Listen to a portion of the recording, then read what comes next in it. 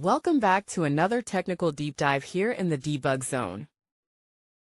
Today we're tackling a big question and breaking it down with insights from other users. Hopefully this clears up some misconceptions and helps you get the answer you need. So buckle up, stay a little curious, and let's jump right in.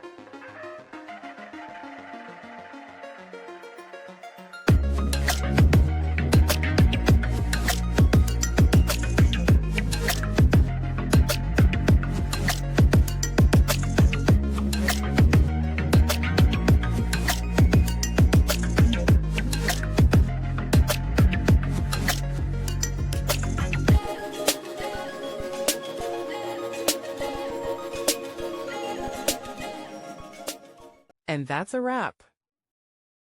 I hope you found the answer you were looking for. If you did, take a second to hit that subscribe button. It really helps out. And let me know in the comments which solution worked best for you.